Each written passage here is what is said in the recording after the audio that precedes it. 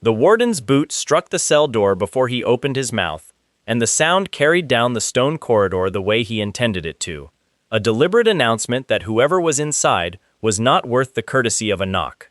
Zed Arahan was sitting on the floor when Clark walked in. Back against the wall, wrists marked from the intake chains, eyes open. The guard who entered first glanced at him once, and then found something more interesting to study on the ceiling. That was the texture of this place. Contempt here had become so routine that it had shed its energy entirely. Nobody needed to actively despise the manaless youngest heir of the Empire's most powerful mage family. Passive indifference achieved the same result without the effort. Clark crouched down. He had a wide jaw, heavy brows, and the particular patience of a man who had spent a long career watching people break. He told Zed that the Arahan name meant nothing within these walls. He said a mage born with 0 mana was less than useless, a waste of a functioning body and a cell that could hold someone who mattered. Zed would dig and carry and break stone like everyone else. And when he eventually died in this place, the family would not come for the body. He stood and left without waiting for anything to be said back. Nobody in that prison, in that entire western stretch of the Empire, had the slightest idea what they were looking at.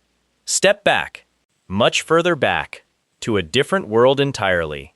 Kim Jin-ho was 53 years old when lightning killed him, and in those 53 years he had not lost a single fight. 42 years of professional competition across every martial discipline the real world could offer. Hundreds of documented bouts, championship titles across multiple governing bodies, most of which had stopped feeling meaningful within 12 months of winning them. The opponents had varied in size and style. The result had not varied once. He would spend the first 30 seconds of any match identifying the structural weakness in his opponent's core technique, locate the gap that opened every time they committed to a strike, and wait. It always opened. It had always opened. He tried everything the competitive world had available. New weight classes, different disciplines layered on top of each other. Retired champions pulled back from comfortable lives specifically to be the person who finally ended his run. They were skilled, most of them. Some were brilliant. None of them had ever given him the sensation of not knowing what would happen next. He filled the space with a game. An RPG called Last Saber, with a world so detailed and layered that most players barely scratched its surface. A medieval fantasy empire structured around noble mage families. A circuit-based magic ranking system. Beast companions that had to be earned. Political factions with decades of hidden history. Secret questlines buried under ordinary dialogue. He mapped everything. He played every route, including the ones requiring precise preparation to unlock. He spent a decade inside it because it was the only constructed system he had found that still had edges he hadn't charted yet. He did not think of this as anything other than a hobby. He died on an unremarkable afternoon.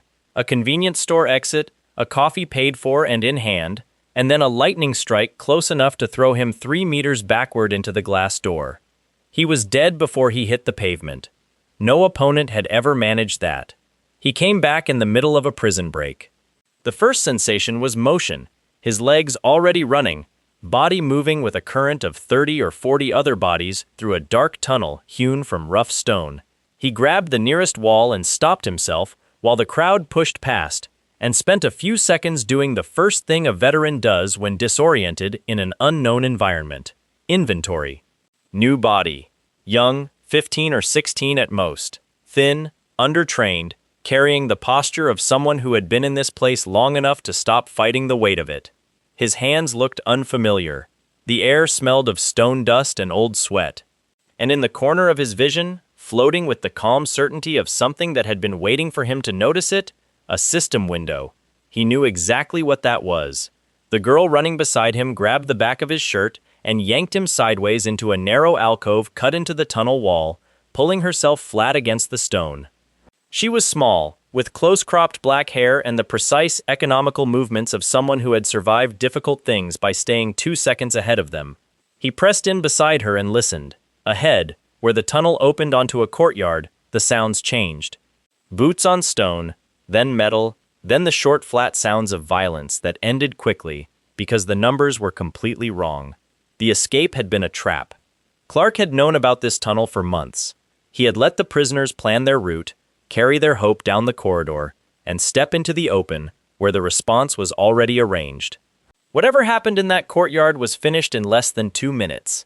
The girl's breathing was controlled, frightened, but not losing the thread. They waited until the guard voices faded, then returned to the cell block before anyone checked the count. She said her prisoner number was 172. Her name was Rio. She had been here almost a year, taken from a southern city where she had worked as a street orphan and pickpocket, and somewhere out there she had a younger sister she had not seen since her arrest. That was the thing she held on to.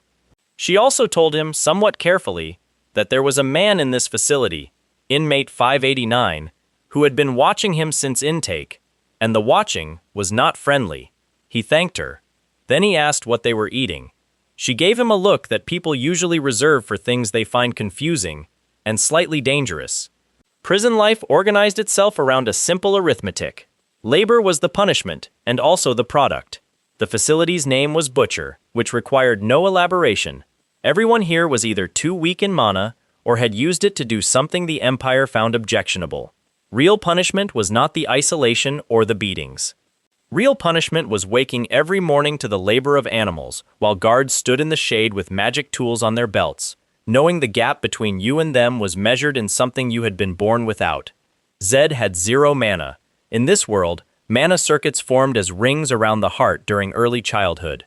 1 complete ring made you a first circle mage. 5 made you someone with options. The Arahan family, Fire Element, Western Territory, the Empire's most feared bloodline, produced children who routinely formed between 6 and 9 full rings.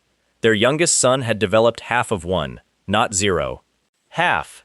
Not enough to qualify as anything at all by the world's metric. He sat with the system window and read it properly. Strength, 100. Speed, 100. Agility, 100.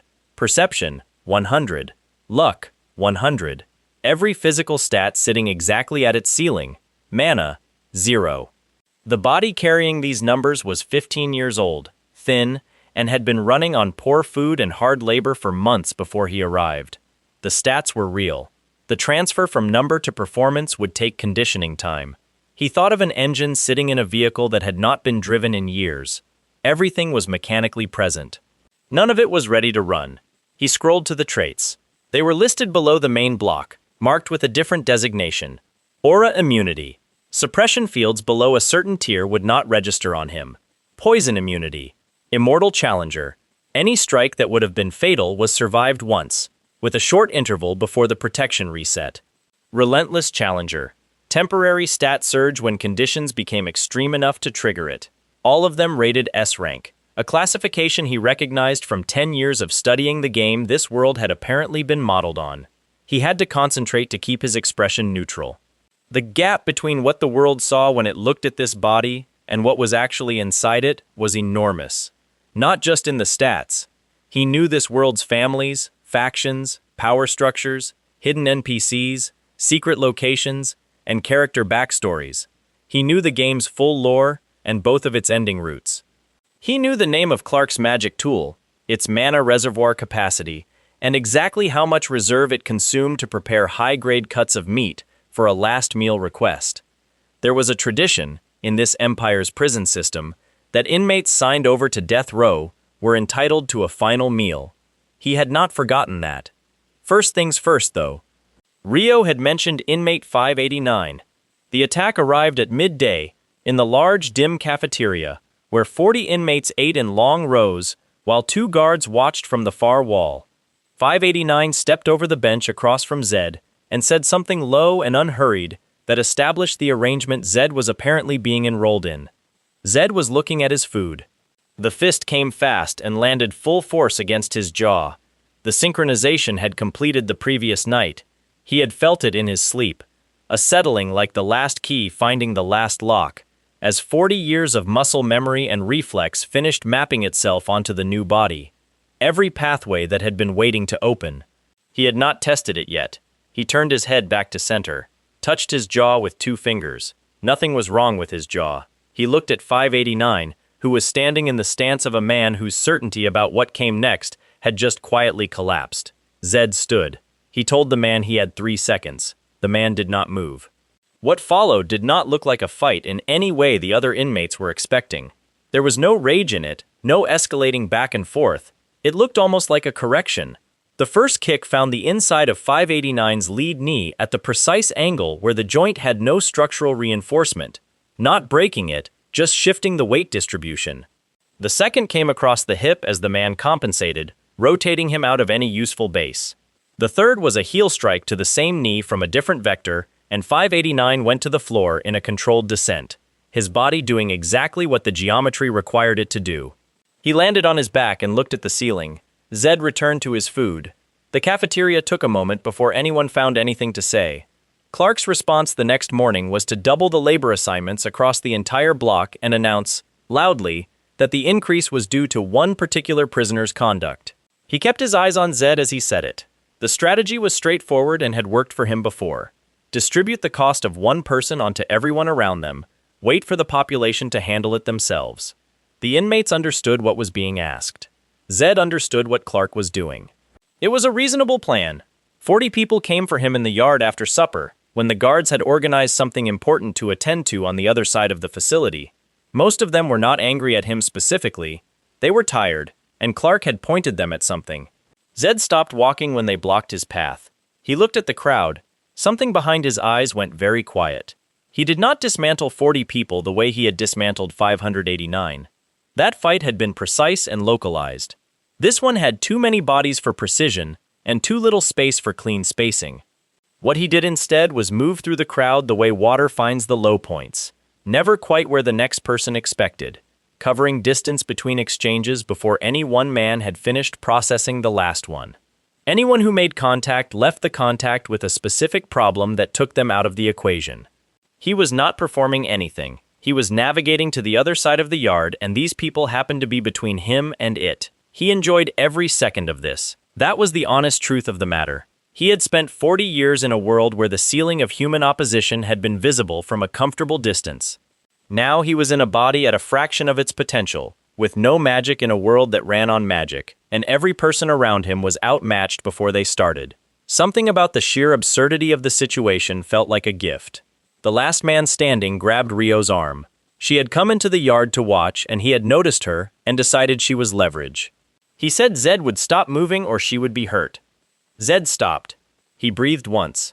Then he covered the distance between them in a burst of speed that the man's nervous system had no way to process and put him down cleanly, and Rio stepped away untouched without anyone needing to touch her. She looked at him for a moment. Then she said he had waited on purpose, held back until someone tried to use her, because he wanted to know whether the crowd would go for that option. He said he genuinely did not know what she was talking about. She was right not to believe him. Clark came the following morning without guards. He came with the tool active. The magic tool he carried generated what the game called aura compression, a downward suppression on the mana field of anyone in its range, tuned to flatten the circuits of lesser practitioners into stillness.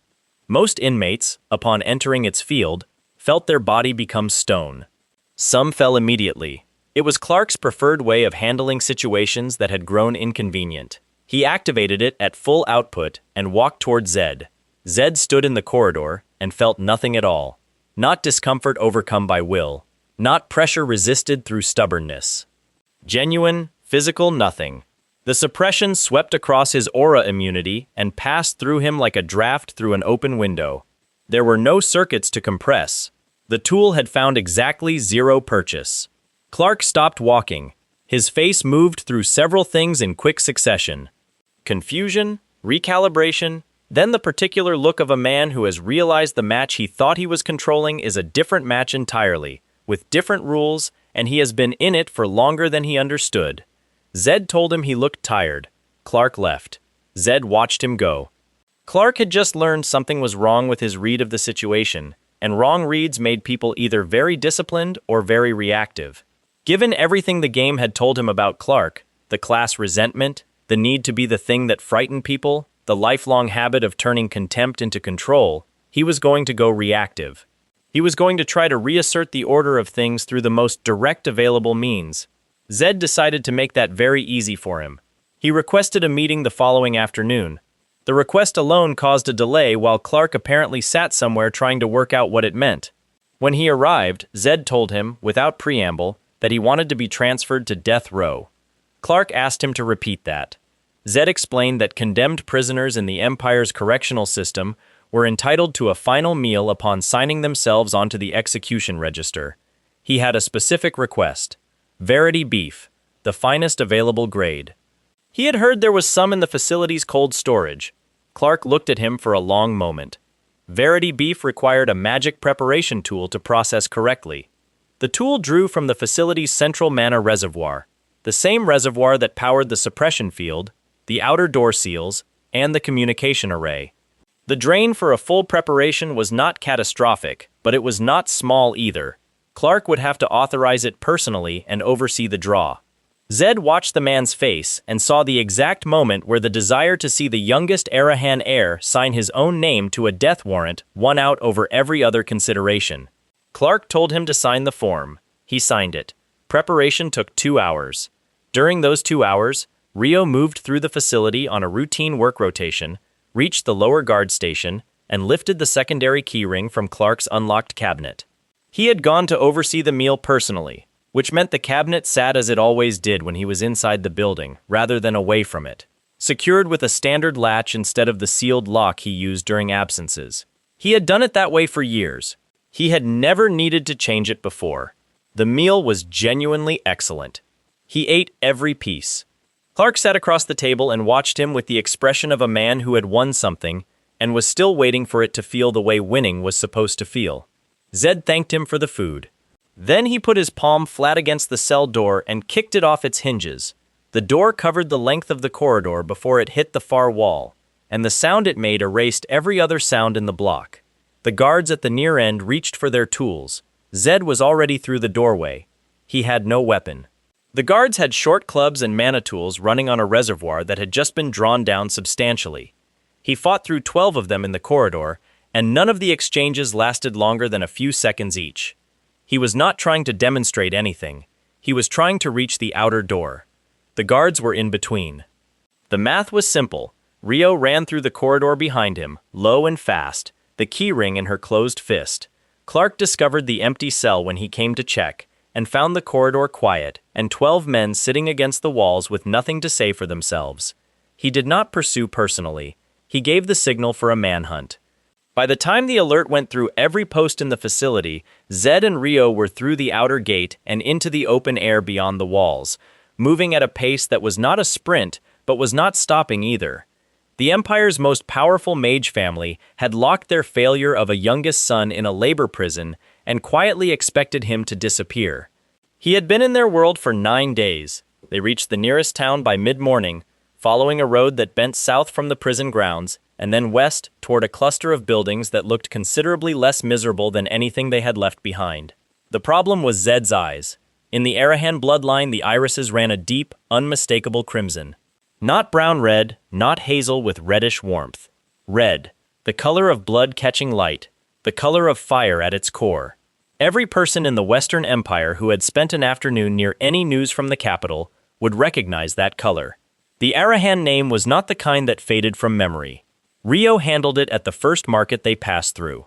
She negotiated for a pair of dark brown contact lenses from a traveling merchant who sold medical supplies and asked no questions with complicated answers. Zed sat still on a step outside while she put them in, squinting once as the lens settled, and she told him he looked significantly less likely to cause a mass evacuation now. He said that was good to hear. They found shelter that night in an abandoned barn set back from the road. Stone foundation, roof missing 2 sections, something small and rustling in the far corner that neither of them went to investigate. Rio had a small amount of money from before the prison. It would not last the week. Zed sat against the wall and thought. The town had an underground fight arena. He had seen the signs on the approach, coded markers in the style the game had described, painted at knee height on corner walls, blunt and easy to miss unless you knew they were a language. The arena ran below the official entertainment circuit. Fighters came from every direction. Money moved in volume. The current champion had held the position for several months without a serious challenge. His name was Ikas. In the game's files, Ikas was a mid-tier physical fighter. Not elegant, not technical, but built for forward momentum and high damage absorption. He kept coming until his opponents ran out of answers. The game also noted a piece of equipment sitting unused in his inventory. A percentage-based damage reduction device, not yet deployed because nobody had pressed him hard enough to warrant it. Zed planned to change that. He told Rio the arena was their income for now. She asked, somewhat carefully, whether he had any actual fighting ability given the mana situation. He told her he had some relevant experience. She accepted this and went to sleep. The arena was underground in the literal sense, below a warehouse district, through a staircase that required a specific knock to open. The crowd was already heavy when they arrived, arranged in tiers around a circular floor lit by mana lamps hung at angles to avoid shadows. The smell was exertion and close stone, and the particular energy of people watching someone else take punishment. The current champion was finishing a match as Zed descended the stairs. Ikas was large in the way fighters become large over years of actual contact, not built from training alone but shaped by what had been thrown at him, dense and slightly asymmetric, carrying the density of someone who had absorbed a great deal. His current opponent was on the ground making a decision. Ikas waited. The opponent decided to stay down. The crowd approved. Zed moved to the floor level, found the register, and told the man running it that he wanted to go next. The man asked whether that was a genuine request. Zed said it was. The man looked at him, 15 years old, lean, no visible aura, then looked at his register and put Zed on the list, probably out of the belief that what followed would be a useful illustration for the crowd. Ikas came out the way he always came out, direct, carrying the weight of 100 fights that had gone his way. He had assessed Zed from across the floor and arrived at a confident conclusion about the timeline.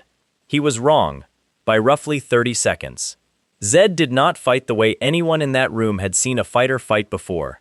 He did not plant an exchange. He moved around Ikas in a pattern that systematically denied every committed strike. Not random movement, but precise placement, each step landing him in a position that made Ikas's natural follow-through arrive at empty space. Then he began working, the shoulder joint when the arm overextended, the outside of the lead knee when the stance narrowed, the ribs on the right side when the guard came up left. None of it was designed for dramatic endings. All of it was designed to make the next 60 seconds increasingly expensive for the man absorbing it. When Ikas tried to grab him, the right shoulder was carrying enough that the grip failed. When he tried to rush, the lead knee had been addressed 4 times. Zed stepped to the outside of the final charge and applied an elbow to the temple on the way past. Ikas sat down. The crowd needed a moment before it found its volume. Zed was walking back toward the stairs when a woman moved in front of him, composed, dressed well, with 4 large men behind her whose posture communicated their function precisely. She extended a hand and said something. He walked around her and kept going. One of the men stepped toward the staircase. Zed looked at him. The man stepped back. Rio caught him outside and explained. The woman was Herna. She ran the city in the way that phrase actually means anything. The underground commerce, the debt networks, the social structure that functioned below the official economy. She had moved quickly because a fighter who could put Ikas down without visible effort was worth significant money, and Herna moved quickly on anything worth money. Zed said he understood. He also said he was hungry. Rio noted she had not bet their remaining funds on the fight. He said that had been wise of her. They spent 2 coins on dinner at a nearby restaurant that charged prices ambitious, given what the street-facing presentation suggested. The food came. Zed ate 1 bite and set down his utensil. He told Rio, quietly, to spit out what she had. She asked why. He said the meat was not Verity beef.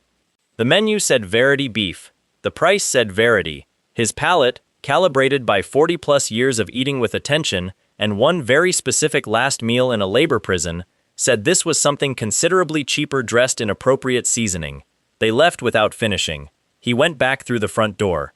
The owner was a man behind a counting desk who had the look of someone who had gotten away with things long enough to believe he always would. Zed explained, calmly and without particular drama, that the restaurant was running a substitution operation.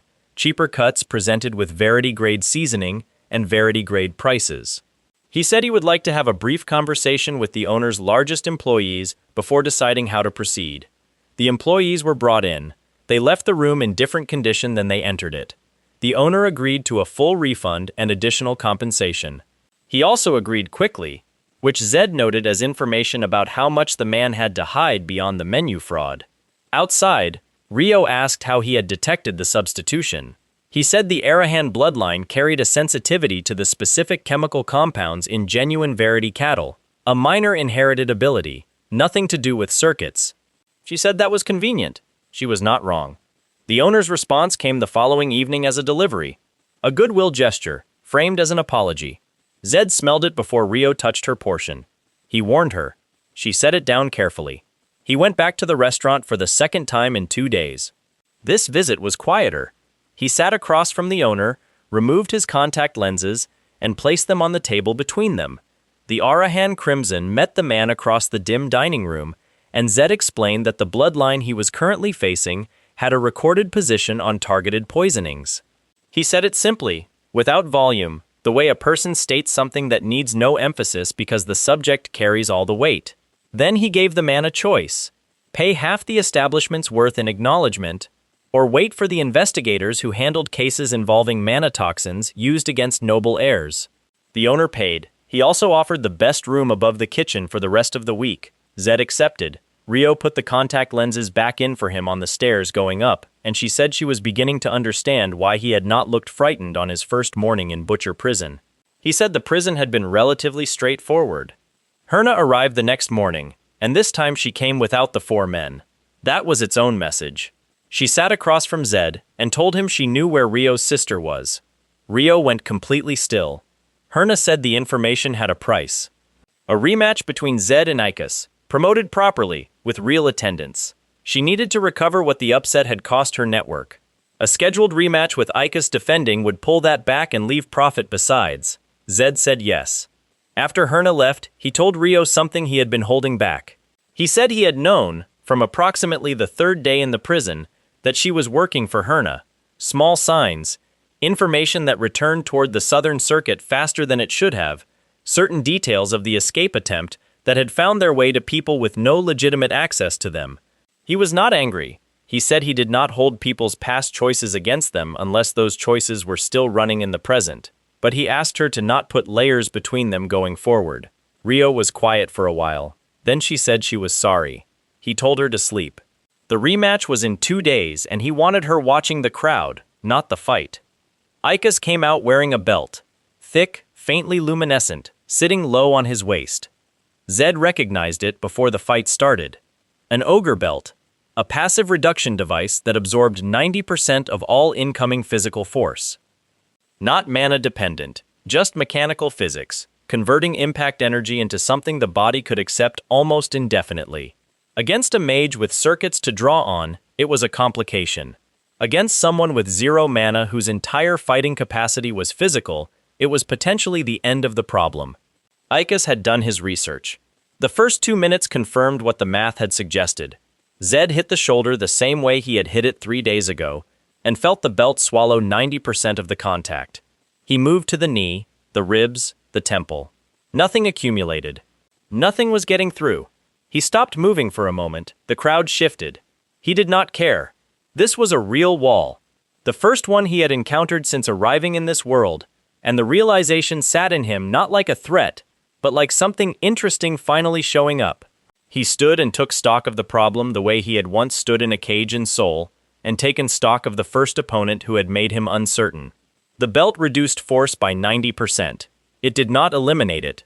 More importantly, every material that converts energy has a structural tolerance. An absorption device has a frame, and every frame has a resonance threshold. Nobody had found Ikas's threshold yet, because nobody had pushed it in a geometrically consistent way over enough time. He went back to work, not harder, more specifically. Each kick to the same locations as before, but angled now to concentrate stress at the same points in the belt's internal frame. He was not trying to injure Ikas through the device. He was asking the device a question it had never been asked before. What happens when the loading concentrates at the same structural joint for 12 straight minutes? Ikas hit him during this process. Several times, with full force. Zed absorbed it through the traits and kept moving, kept placing kicks in the same precise relationship to the belt's geometry. On the 12th minute, he delivered a kick to the left hip section with a rotational torque he had been building toward incrementally since the fight began. The belt made a sound, Not a crack. A low note, like something under sustained tension finally answering the question. He stepped back in and hit the same point with triple the commitment. The belt came apart. Fragments left the floor in several directions. Ikas looked down at what was left of it, and his expression was the expression of a man who had arranged a guaranteed outcome and arrived to find it was not there. Zed's heel caught him across the jaw. Ikas sat down for the second time in 3 days.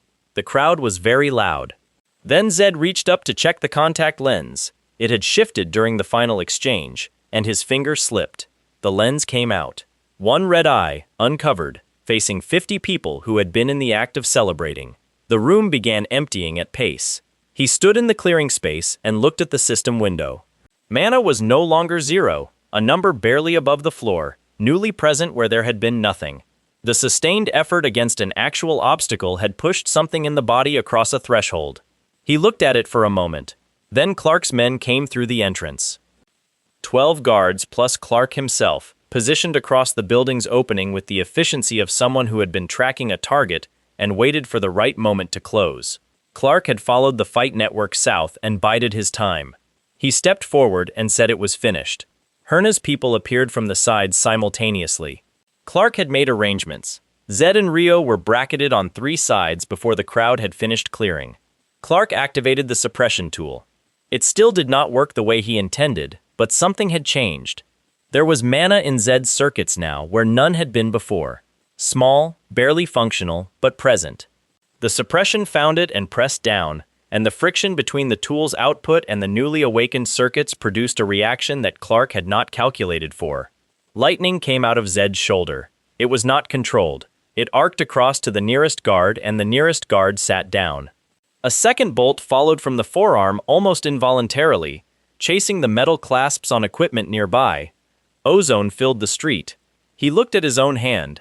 He had known, from the game's faction files, that lightning was theoretically achievable. The Arahan bloodline ran fire. Lightning had not appeared in the family records in any generation anyone had documented. It was the rarest element in the system, the one that bypassed standard resistances entirely, and he had flagged it years ago as a detail that would matter if this world was real. He had not known it would feel like pressure finally finding a door. Clark was retreating. The suppression tool was still running, which was now having the unintended effect of agitating the lightning rather than suppressing it. Zed rose off the ground, not by choice at first, then with increasing deliberateness as the lightning pushed down and the force redirected upward. He looked down at Clark from 2 feet in the air. Clark had spent his career being the thing that generated fear. His face held the specific expression of a man confronting an inversion he had not prepared for. Zed came down at him. Clark pushed everything the tool had left into one concentrated burst. Zed hit the burst with 2 bolts that followed the suppression current back to its source, and the tool produced a sound it was not meant to produce and went dark. Clark went into the wall of the building across the street, slid down it, and did not get up immediately. The guards were beginning to organize a response. Then something else moved through the street. Zed did not see it clearly. A presence, faster than observation, working through every remaining guard and every one of Herna's people. It took less than 30 seconds. Whatever had done it was already gone before the last man reached the ground. He stood in a completely quiet street. Rio was unharmed, crouched behind a crate she had chosen well when the lightning started. Near the last fallen guard, a small scroll sat on the stone in a cylindrical case. He picked it up. The Arahan seal was on the wax. Inside, in the internal coding he had memorized from the game's faction files, were 2 characters. Code 4. Protection. He held the scroll for a long time. The family had been watching. Someone inside the Black Mirror Corps, the Arahan family's covert organization, answering only to the Patriarch, had been tracking him since before the prison walls. The moment his mana appeared, the moment the lightning showed itself in public, they had moved to secure the scene and eliminate every witness who might carry the wrong information to the wrong place. He had gone from their discarded failure to something worth protecting in the time it took to break an ogre belt. He told Rio they were moving north. There was a teleportation gate further up the road and people he needed to find before he walked through any family gate on his own terms. She picked up their bag. Behind them, Clark sat against the wall of a building in an empty street, looking at the sky. he was reconsidering a number of things he had believed were settled. The road north ran through open country for 2 days, before the trees thickened and the hills began closing in on both sides, and it was in that tighter stretch of road that the Bahal Knights appeared. 53 of them, Zad counted, before they finished arranging themselves across the path. White armor, the family sigil on every chest, and the particular organized stillness of cavalry that has been told to hold position until ordered otherwise. They carried an imperial warrant. The warrant named Zed Arahan, late of Butcher Prison, as a person of interest connected to multiple incidents in the Southern Circuit. The warrant did not specify what was to be done with him beyond the word detained, which in field practice meant whatever the ranking officer decided it meant. Rio put her hand on Zad's arm. He told her it was fine. A figure dropped from the tree line to their right before the lead knight could speak again. Black cloak, face covered, moving with the economy of someone who operated in spaces where being seen was a professional failure. The figure placed itself between Zad and the knights without preamble, and deployed a field that pushed back across the road with enough force to halt the lead horses mid-step. Black Mirror Corps. The Arahan family's covert arm had been following him since before the lightning appeared on the southern street. The agent's posture said this situation was going to resolve in one direction, and the knights should decide how many of them wanted to be part of that resolution. The knights did not move. Then the young man at the back of their formation pushed his horse forward. Torres Bahal was 17 years old and heir to the Knight family, and he had the look of someone raised to take positions seriously. He told the Black Mirror agent that the warrant was imperial, not Arahan, and that no family's covert unit had authority to block an imperial instrument on a public road. His voice carried the slight tension of someone who knew they were correct on the law and uncertain about the practical outcome. He drew his technique. Zad recognized it from the game's Southern Arc files. A secret Bahal method passed through bloodlines rather than formal instruction, requiring a specific synchronization between the user's mana output and a resonance pattern in the air. Torres had the correct form. He did not have the experience to hold it. The technique destabilized 3 seconds after he initiated it, and the backlash hit him through the chest hard enough that he came off the horse. He hit the road and did not get back up. The Black Mirror agent stepped toward him. Not to help, Zad moved. He put himself between the agent and Torres and said, flatly, that the agent was going to stabilize the boy's mana before the backlash did permanent damage. The agent told him that was not within the mission parameters. Zad told him that a Bahal heir dying on a public road with a Black Mirror operative standing over him would start a war between two families that the Patriarch had spent decades avoiding, and that the Patriarch did not send covert agents into the field to start wars. The agent looked at him for a moment. Then he crouched over Torres and ran a stabilization through the damaged circuits. Torres came back to consciousness a few minutes later, lying on the road with 50 of his own knights watching, and the person they had been sent to detain, sitting on a nearby stone holding a cup of something hot that Rio had produced from somewhere. Torres looked at the situation for a while before speaking. Zad told him not to try the technique again until he could hold the resonance for 60 uninterrupted seconds in practice. He said Torres knew this already and had rushed it because he felt the pressure of the moment. He said that was the correct diagnosis of a problem many people never identified. Torres asked who he was. Zad said he was someone who was not going to be detained today, and who would like tea if there was a second cup available. The Black Mirror agent, behind them, left a card on a stone by the roadside. The code on it read 9, abandonment. The mission was over. The agent was withdrawing. Zad did not look back at it. Torres rode with him that afternoon in a way that started as supervision and gradually became something else. They talked about the warrant, about the prison, about the Southern Arc. Torres had spent his life around people who performed respect as a transactional thing, and he had grown a sharp instinct for the difference between that and the genuine article. He could not locate Zad in any category he recognized. He asked what Zad wanted from him. Zad said he had one request. Not a negotiation, not a trade. Just a request, worth whatever Torres thought it was worth. He said Rio had a younger sister, who had gone missing before the prison arrest, traced to a slave trafficking network operating in the southern region. He asked Torres to look. Torres was quiet for a moment. He said he had expected something about the warrant. Zad said the warrant was not his concern. The system it was filed through would handle itself when the time was right. This was the one thing he was actually asking for. Torres said he would look. The patrol assignment came 2 days later, organized by the senior Bahal Knight captain as a subtle examination. Zad joined a hunting group tracking something that had been taking livestock in the eastern lowlands. He identified the tracks at the first sight, the three-toed impression with the deep rear heel, and the way the disturbed ground ran parallel on both sides of the print. Basilisks, traveling in a pair. The senior knight told him he was wrong. The track width was wrong for basilisk, the depth wrong for this soil type, and the region was outside their usual range. Zad said the range had shifted 3 seasons ago, and that the depth read shallow because the pair was traveling light, which basilisks did when they had already fed that week. The knight told the group to move on his original assessment. The basilisk came through the eastern brush 20 minutes later. Fifth circle fire strikes hit its skin and dispersed. The Bahal standard combat approach was designed for ranked beasts that responded to mana-based attacks, and basilisks at this size existed in the pocket of the ranking system where fifth circle output found no purchase. 3 knights went backward before anyone reorganized. Zad moved forward. The first bolt he sent was not a full discharge.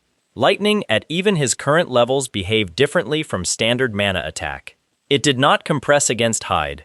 It passed through the outermost layer and agitated the nervous system beneath. The basilisk flinched, actual flinching from an animal that had just shrugged off 5 simultaneous fire blasts. The knights went very quiet. He used the second bolt to drive it left, away from the injured men, into the open ground where Torres had repositioned his horse. The basilisk turned toward Torres, and Zad hit the back of its skull with the third bolt at full output. The animal went down. The second one was already moving from the northern brush, which he had warned about 20 minutes ago. Krang would have handled both at once. Zad could not do that yet. He moved the injured men out of the approach angle, told Torres to take the left flank when it committed to a charge, and used the next 30 seconds to produce a result that was messy, required 2 burns on his mana that he felt clearly in the chest, and ended with both animals still. The senior knight who had overruled him on the track identification did not speak for several minutes after. Torres received the tip on the slave network 4 days later, through channels Zad had not asked about and did not need to. The operation ran out of a market district 3 towns south of the current patrol zone. Zad entered it alone, which Torres objected to until Zad explained that a single person without knight's insignia drew less response than an official presence, and that drawing response was not the goal of the first visit. The market was the kind of place that exists in the space between what a city officially contains and what it actually runs on. Zad walked through it the way he walked through every environment that was trying to intimidate him, which was directly and without adjusting pace. He mapped the interior structure, the guard positions, the exit routes, the holding areas. Then he left. Torres arrived the following morning with an imperial decree and enough legal weight to shut the operation on document authority before anyone could organize a physical response. The man running it was called Devito. Torres dealt with him personally, in a manner that the skeleton noted specifically mirrored what DeVito had done to others. The transaction was brief. The freed captives came out in groups. Zad and Rio stood at the exit passage and watched each group emerge. Near the back, a girl tripped over a stone in the threshold and stumbled, catching herself against the frame. She looked up to find her balance. Her hair was blonde. Torres noticed it first. He was standing to Rio's left, and he went very still in the way large people go still when something lands on them before they have time to prepare for it. Rio turned toward the movement, and then she was not standing where she had been. The reunion was not loud. Rio covered the distance, and the girl saw her coming, and neither of them managed words immediately. They stood in the doorway while the other captives moved past them, and Torres, who had spent his entire life in a culture where emotional display was a carefully managed thing, turned away from the scene and appeared to be finding something interesting to look at on the far wall. His shoulders were doing something his face was trying not to do. Zad waited. Then he said something quiet to Torres about the interesting wall. Torres told him to be quiet. Zad said he thought the wall was quite moving. Torres told him, with feeling, that he was going to regret saying that. He was smiling when he said it. Bahal Castle sat in the southern highlands on ground that had not been formally contested in 2 centuries. The patriarch received Zad the morning after their arrival, in a room furnished for work rather than ceremony, and opened by asking whether Zad considered himself a guest or a prisoner. Zad said guest. He said prisoners did not choose their own seating. The patriarch looked at him for a long moment. He was not old in the way that suggested decline. He was old in the way that meant depth. A man who had seen enough variations of human behavior that very little surprised him, and nothing impressed him easily. He asked about DeVito, about the warrant, about the Black Mirror agent on the road. Zad told him the truth about each one. The patriarch said he had expected some selective editing. Zad said selective editing wasted time with people who already knew the shape of things. The patriarch's expression did not change significantly, but something behind it shifted. He said Zad could stay for breakfast. The spar the following morning was not organized as a spar. Zad was in the castle courtyard working through a solo movement set when the vice captain challenged him with the particular phrasing of someone who had decided this would be educational for the younger man. Zad incapacitated him cleanly in 40 seconds. 3 more knights stepped forward because the institution required it. He addressed each one and then the one after that, and at some point the sequence stopped being individual challenges and became a collective acknowledgement that something was happening here that the usual categories did not fit. The patriarch appeared at the courtyard wall at some point during this. He said nothing. He watched. Jingu appeared at the stable gate. The horse had rejected every candidate who had presented itself in 2 years. The patriarch himself had stood in front of it on 3 occasions and been assessed and found insufficient, which the patriarch had apparently accepted with the equanimity of a man who did not argue with judgment he could not override. Every knight who had tried left the stable with a precise understanding of what the horse thought of them. Jingu came out of the gate at a speed that made every person in the courtyard step back, and then it stopped directly in front of Zad and lowered its head. Zad looked at it. He reached out and put his hand against the side of its face. The horse pressed into the touch. The courtyard was extremely quiet. Some of the knights who had been watching since the spar started had the look of people who were revising their understanding of several things simultaneously. The patriarch said, formally, that the Bahal family's unchosen divine horse had chosen a companion. He asked whether Zad would accept. The vice captain said something about the horse belonging to a knight bloodline. The patriarch did not look at him when he responded. He said the horse had made its position clear, and that the family's position was that they did not overrule it. Zad said he would accept. He named the horse Jingu, and Rio, standing at the courtyard entrance with Lisa beside her, exchanged a look with her sister that needed no words to carry. They moved north in a group that had grown considerably since the southern road. Zad and Rio and Lisa, Lacto traveling separately under a contact they had not yet made, and Jingu carrying Zad at a pace that covered ground with the specific efficiency of an animal that had opinions about speed. The city of NA sat at a junction point between 3 trade routes and operated accordingly. Zad entered the underworld district after dark, in a plain coat with the contacts in, and found the Alley King through the same method the game had described. Look for the building with 3 different lock styles on one door, which was either very paranoid or very well-informed, and knock the way the game had noted. Eddie was short, sharp-eyed, and deeply unimpressed by nobility in any form. He had tried 3 times through legitimate channels to build the kind of information network his skill warranted, and 3 times the system had closed doors in his face because his background lacked the correct bloodline framing. He had rebuilt the same network underground, and now it was better than anything the official circuit ran, but better was invisible when the people who could use it refused to look at him. Zad told him he was looking at him. He laid the proposal out. Zad owned a building in the city district. Through a chain of purchases he had identified through the game's property files, currently registered under a name Tund Arahan used for holdings, he did not want publicly connected to the family. Zad would transfer operational control to Eddie. Eddie would run an intelligence and investigation service. Black Mirror would provide security, because they were already providing it whether anyone asked or not. Eddie got access to resources that matched his ability. Zad got city-level intelligence on his siblings, his rivals, and anything moving through the imperial bureaucracy that touched the Arahan name. Eddie asked what the catch was.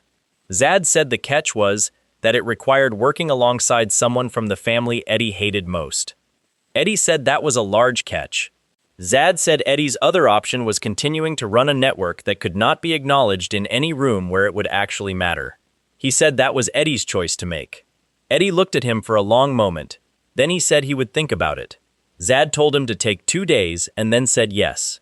He left without waiting to see which expression Eddie was wearing. The Kinzera siblings found them the following evening. 3 of them, Fourth Circuit mages working as contracted assassins, moving with the coordination of people who had trained together since childhood. The contract on Zad had been placed through channels he would trace later. The ambush was competent. He neutralized the first 2 in the initial seconds, and the third, the youngest brother, moving to flank from the roof, misjudged the edge and fell. He landed badly.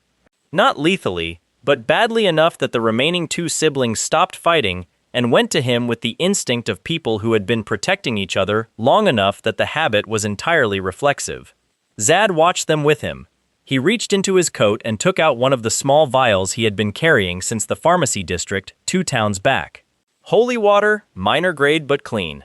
He said the boy's knee would set wrong without something to accelerate the mana repair, and that this would handle the immediate damage.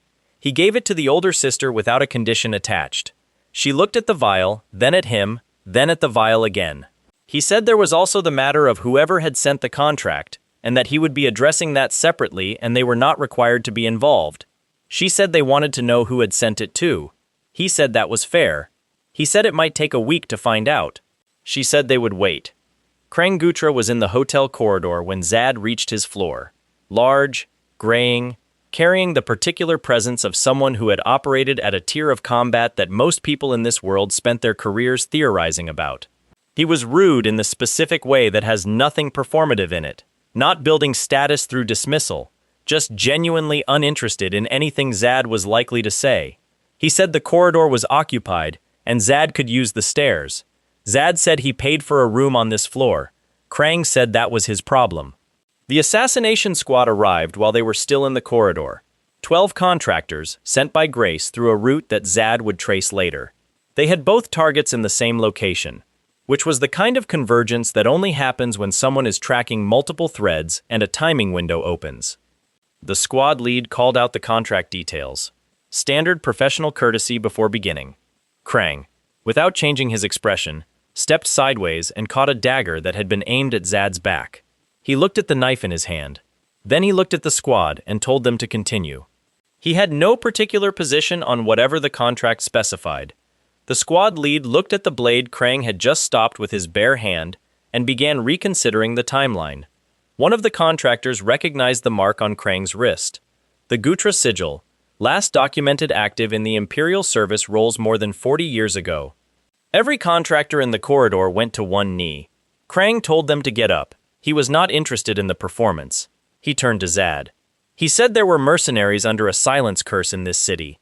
People Krang had cursed personally as a consequence of an old disagreement, and that Zad apparently had some connection to them. He said if Zad wanted the curse lifted, he could earn it. One clean hit on Krang in a genuine exchange outside the city limits. If he landed it, Krang would dispel the curse and consider the matter closed. Zad said yes before Krang finished the sentence. Krang looked at him with the expression of someone who had expected negotiation and received none. Outside the city, in a clearing that had enough space for what was about to happen, Krang established the terms. 1 hit. Clean contact. Krang's confirmation. No time limit, because the time limit was how long Zad stayed functional. The difference in their levels was not subtle. Krang moved with the efficiency of someone who had stopped having to think about combat decades ago and now simply expressed it. The first exchange lasted 11 seconds and ended with Zad sitting in the grass deciding which ribs needed the most immediate attention. He got up. The second exchange lasted 8 seconds. The third was faster than that. Each time Krang used a fraction of his available output because the remaining fraction was not necessary, and each time Zad found the floor and came back from it. The Immortal Challenger trait fired on the fourth exchange, when Krang produced a technique that did not operate on the physical level the previous exchanges had used. The Spear of Judgment was an 8th circle construct, a weapon of refined mana that operated outside the parameters of standard resistance. It hit Zad and the trait absorbed it, and Zad was standing on the other side of the impact in a condition that should not have been possible. Krang stopped. He looked at him. The examination was not quick. It went through layers. Zad closed the distance while Krang was still processing what had happened, and put one clean strike into the center of his chest with the weight of every technique he had spent 53 years developing. Krang moved 2 feet backward. He stood in the clearing and looked at his own chest, then at Zad, then somewhere past both of them at something the audience could not see. When he spoke again, his voice had changed in a way that was difficult to categorize. He said that in 40 years of looking he had found one student worth the time, and that student was dead. He said he had not expected to find a second one.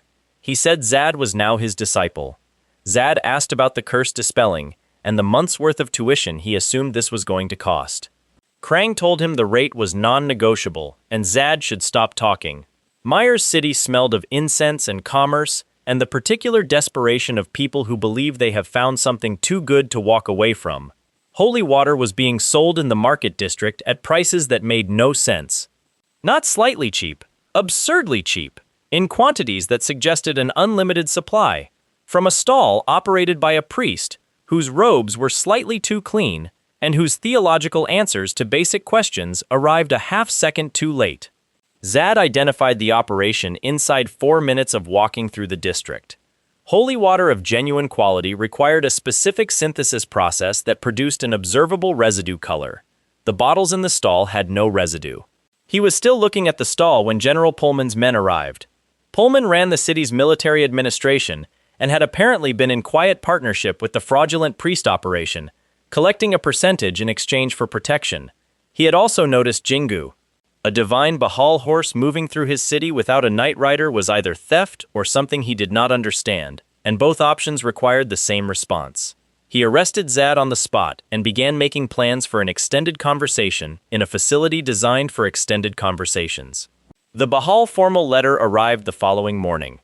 Taurus family seal, the patriarch's signature, and a legal instrument that documented Jingu's transfer of companionship in terms so precise and so impossible to challenge that 3 of Pullman's own staff lawyers reviewed it separately and arrived at the same conclusion. Pullman was stripped of his command by noon. He was under investigation by sunset.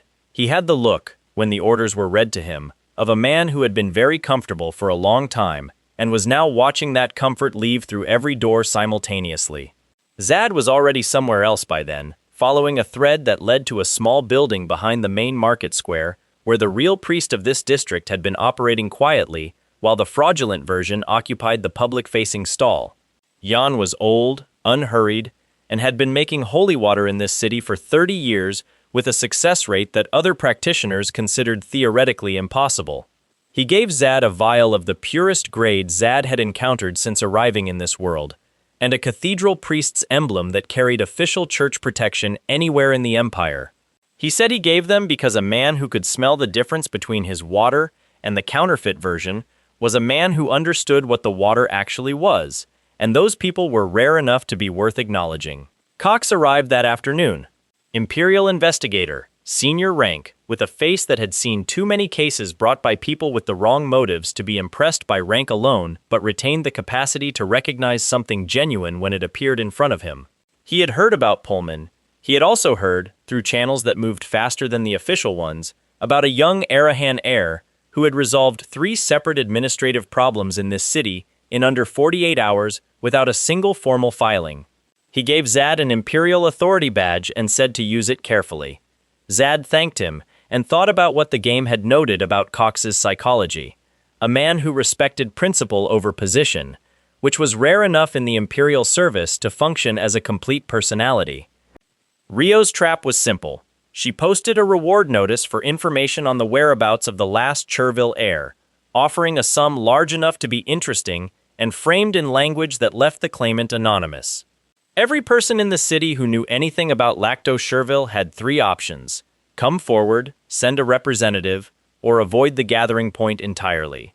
The guilty party, Rio reasoned, would be the one who did none of those things and was nowhere near the announcement board at the time it was posted. Lacto was not at the board. He was not within 2 streets of it.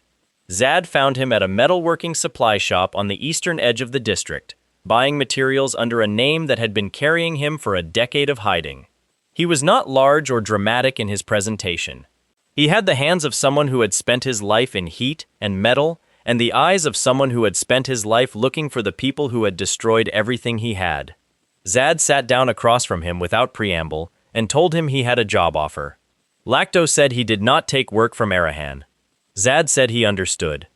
He said the Cherville name was currently documented in imperial records as traitors, which Lacto knew was false, and that Zad had a mechanism to correct that record if the correct testimony and evidence were assembled. He said the price was Lacto's exclusive craftwork for the Arahan family going forward, and the return of a legacy that had spent 10 years buried under a lie. Lacto was quiet for a long time. Then he said the family that destroyed Cherville was not Arahan. He had spent a decade assuming it was. The Martin family, panicking about the Billy clan's rising influence, had needed a destabilizing move, and the Chervilles had supplied the opportunity. Arahan had not ordered it. Arahan had not protected against it either, but that was a different failure. Zad said he knew. He said the distinction was going to matter when they sat in front of an imperial investigator. Lacto put down the metal rod he had been holding since the conversation started. His hands were not entirely steady. He said he had been carrying his family's name for 10 years with nowhere to put it down. Zad told him the time for that was coming. Lacto said yes. Arahan territory announced itself through the change in the air before the first official marker appeared. Something in the mana density of the region, shaped by generations of the strongest fire mages in the Empire, that had a particular quality Zad recognized the way a person recognizes the smell of a house they lived in as a child. He had not lived in this house. The body had. The Patriarch received him in the main hall. Zenidan Arahan was the kind of man who killed his own siblings to take a throne, and then governed so effectively that the Empire considered it a reasonable outcome. He had the posture of someone who had never needed to make himself larger to fill a room. He looked at Zad the way he apparently looked at things he had not categorized yet. Not with suspicion exactly, more with the attention of a person who finds unexpected objects worth examining. Zad presented every questionable item from the previous months as the opposite of what it could have been read as. The Bahal horse was not a complication.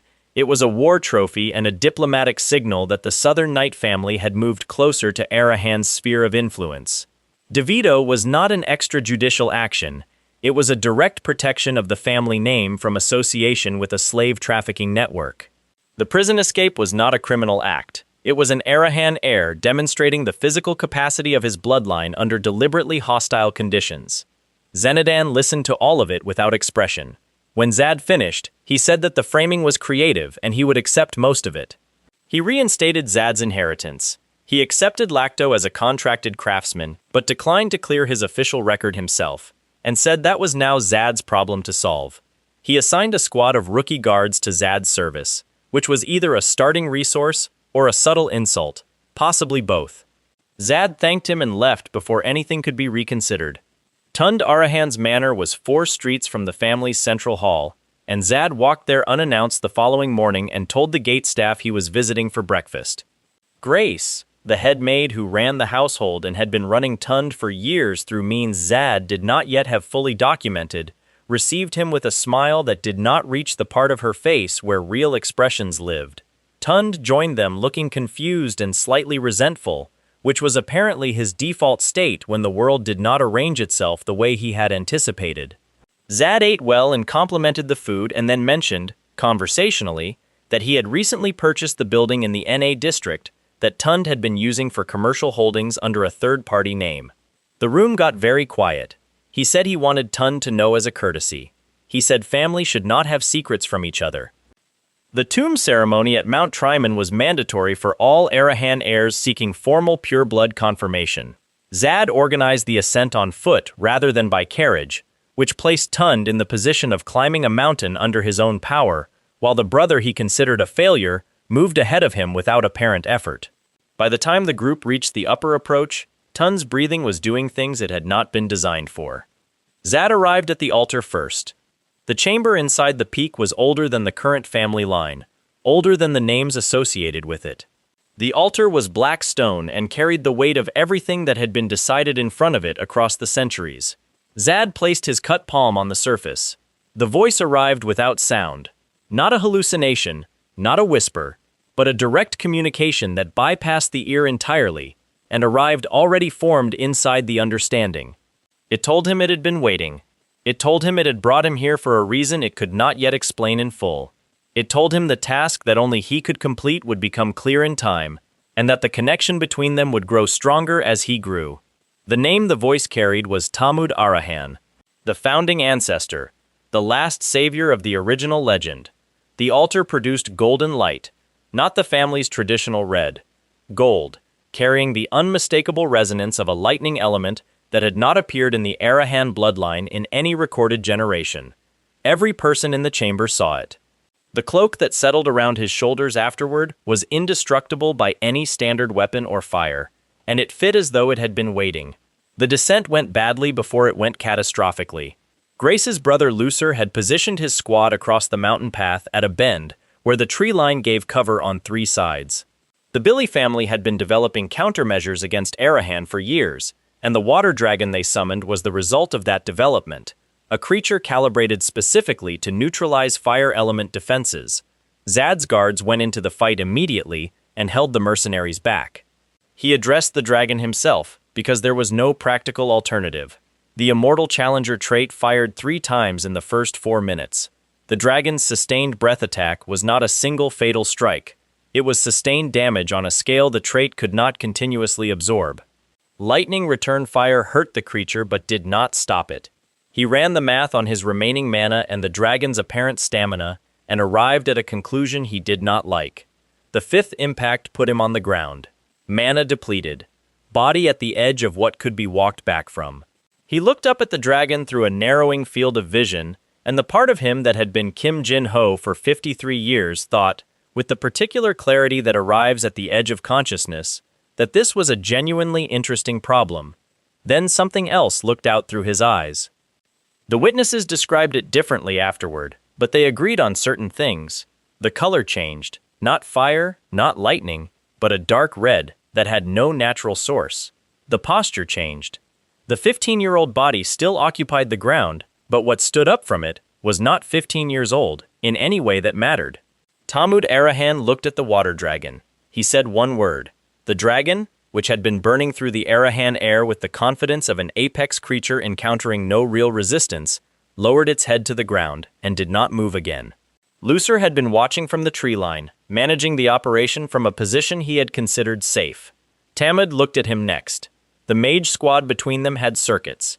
Tamud moved through them the way a hand moves through air, and one by one the circuits stopped functioning. Not damaged, not weakened. Permanently gone, a fate that in this world, where mana was the measure of everything, was worse than most physical alternatives. The mages collapsed and did not get back up in the sense that mattered. Lucer ran. Tamud looked at him for a moment. Then he moved, and the distance between them collapsed, and Lucer was no longer running.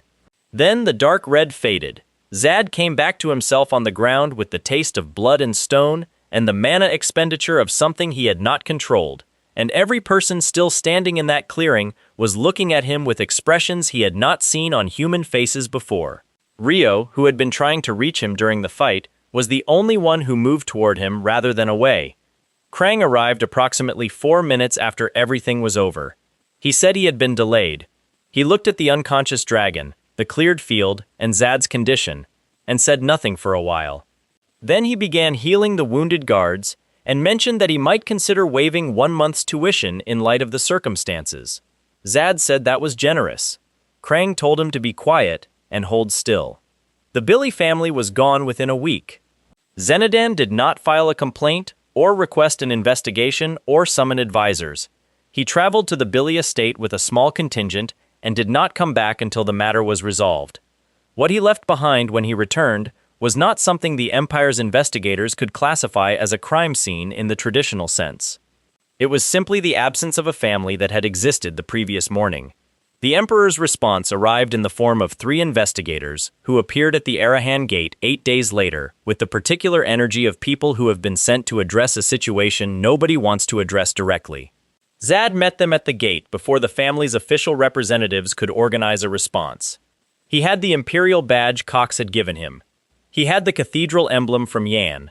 He had a recording crystal containing the Patriarch's field documentation of Robert Billy personally confessing to the Cherville framing and the tomb attack. He had Lacto's written testimony, signed and notarized through the cathedral's legal channels. He also had Krang standing behind him, which was not officially relevant, but was informationally relevant. The investigators reviewed the materials. They consulted with each other in low voices for some time.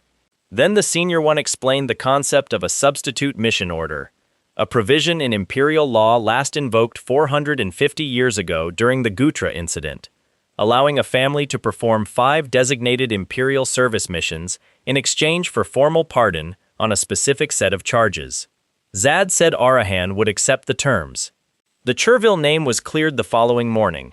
The compensation transfer arrived in the afternoon, 10,000 gold in imperial notation, which Lacto received standing in Cox's office with his hands not entirely steady and the expression of a man arriving somewhere he had stopped believing he would reach. He held the document for a long time before he was able to put it down. Then he gave everything to Zad and said it belonged to the man who had made it possible. Zad told him to keep it. Lacto told him he would not. They compromised on nothing, which meant Zad accepted it and intended to fund Lacto's craftwork from it and never mentioned the distinction again. Lacto went to work. The belt he constructed could store 100 units of mana as an external reservoir. The necklace gave a 50% bonus to the magic stats experience accumulation. Zad put them both on and felt the difference immediately. The mana ceiling that had been limiting his circuit practice expanded outward the way a room expands when you remove an interior wall. The Lich's bracelet came from the inner vault. The Patriarch gave him access to the hidden chamber below the family's main storage, which was either a reward or a test of what he would choose, possibly both. The bracelet added 5 to his mana base directly. He felt the addition settle into the circuits like weight finding a proper foundation. Matissa visited on a Tuesday. The grandmother, senior elder of the family line, arrived at Zad's building in the NA district with the composed authority of someone who had been managing succession politics since before his parents had been born. She told him he would remove himself from the succession competition or the consequences would be arranged.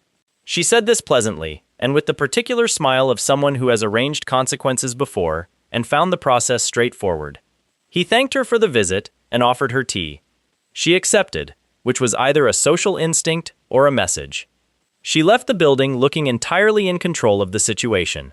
The scroll arrived that night, slid under his door while he was asleep. He heard it and was awake before it finished moving across the floor. The wax broke when he touched it, and the black snakes that came out moved fast.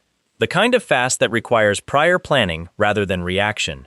He ran current through the floor, not controlled, not surgical. He discharged everything in his circuits at once and let it find the conductive path, and the snakes found the path too. He stood in the center of his bedroom, in the smell of ozone and burned scales, and thought about his grandmother with a new clarity. He waited 3 days, then he moved.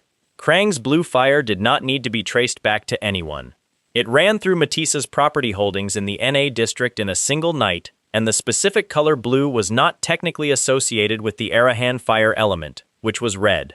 Zad also introduced a mana-blocking compound into the Elder's household supply chain through Eddie's distribution contacts, which was not poisonous and was not permanent, but which meant that for 2 days the most powerful woman in the Elder faction could not access a single circuit. Without mana, she was an elderly woman in expensive clothing who could not prevent Zad from walking through her front door. He brought the neutrality contract on a document Samed, the second elder, had spent a week collecting signatures for. Every elder had signed. None of them had done so willingly. All of them had done so because the second elder had explained the alternative with precision. Matissa read the document from her chair. She had no circuits available to refuse with. She signed. Zad produced a folded white cloth from his coat. Plain, blank, standard quality. He placed it on the table in front of her and said he forgave her for the snakes. She looked at the cloth. He told her she could hold on to it. She understood what it was. The trap that had cost her everything had been sprung when she touched a cloth exactly like this one. He had given her the object that represented her own defeat, wrapped in the language of forgiveness, and the elegance of it was that she could not object to a single word of it. He left. Rachel was waiting in the courtyard when he returned. The 8th Circle Mage who had been called the Ice Witch by every faction that had fought against the Arahan family and who had spent years keeping careful distance from her own children because the Patriarch had made the cost of closeness very clear. She had the bearing of someone who had made hard choices and carried them without complaint and found ways to manage the weight of them that did not show. She had also been the one who confronted Matissa directly in the Elders' Hall, which she had apparently done on her own initiative before Zad arrived with the contract. She did not mention this. He heard about it through Eddie's network. He asked her to dinner. She arrived at his building that evening, and there was a cake on the table when she came in. Strawberry, with the specific layered structure he had seen described in the game's personal files for this character, the flavor associated with the Arahan youngest son's childhood preferences, the one she had apparently made once before when he was very small, and the succession pressure had not yet required her to create distance. She looked at the cake and her face did something she did not quite manage to contain. She had remembered it was his favorite. He had known she would remember, because the game had told him she would, and he had made it for her rather than the other way around, because that inversion was the only way to say what needed to be said without saying it in a way that required them both to handle it directly. They ate and talked about nothing important for an hour. Then they talked about things that mattered. She said she would help him become patriarch without anyone dying. He said that was the only way it could be done, and also the only version of it he wanted. She nodded once, the way people nod when they have made a decision they intend to hold. The summoning magic lesson came 3 days later, in the open ground east of the city. She showed him 3 options from the available resonance pool. A wolf, fast and precise. A bear, powerful and durable. An ogre, enormous and hostile to everyone and everything including the person attempting the bond, though it had looked at Zad for one extended moment before the hostility reasserted itself. She disqualified the ogre on size grounds before he could form an attachment to the problem. He looked at the wolf and the bear for a long time and made his choice. Training under Krang had its own rhythm, which was not a comfortable one. The man did not teach by explaining. He taught by producing situations in which failure was the only option until it was not, and then producing a harder version of the same situation. Zad's lightning control improved in the way things improve under pressure, not gradually but in sudden drops from one level of capability to the next, each one arriving after a sequence of sessions that had seemed to be going nowhere. The first time he split a single bolt into simultaneous strikes on 3 separate targets, Krang watched from 10 meters back and said nothing for several seconds. Then he said the boy was either a natural or had been practicing this kind of precision since before he arrived in the world. Zad said he had relevant experience. Krang said he suspected as much and chose not to pursue the line of thought. The mana power reading reached 16 in the 8th week of training. Not a dramatic moment, a number in the system window that had been 18 for 2 days ago and was now 16, the result of accumulated progression finally tipping across the next threshold. He noted it and went back to the session. The Imperial Service Order arrived on a morning when the air already had the feeling of something about to change. 5 missions.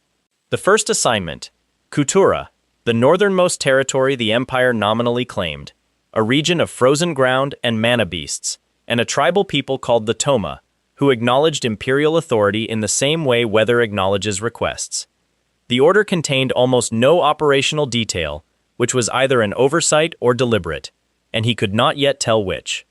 Robin, the Black Mirror operative who had become the core member most frequently assigned to his proximity, delivered a second package with the Patriarch's seal on it.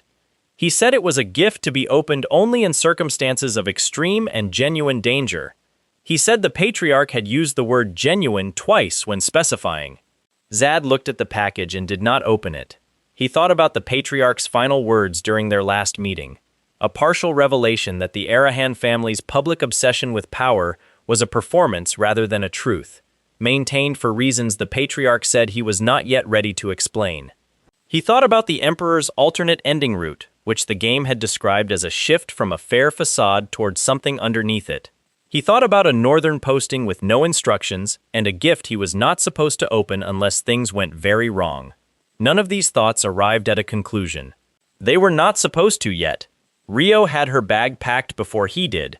Lacto was already loading equipment. Krang said he would follow in 3 days because he had a bill to settle in the city and would not be rushed, and that Zad should try not to require rescuing before then. Jingu was waiting at the gate. He put on the cloak and the belt and the bracelet and told the group to move. The road north ran out of everything familiar after a day's ride, and then kept going into terrain that the maps described accurately, and the maps said nothing comforting about. Behind him, the Empire's most powerful mage family had been reshuffled around a 15-year-old with half a mana ring and a fighting record nobody in this world could read. Ahead, the frontier waited with no instructions and weather that the locals called, without irony, moderate. He rode,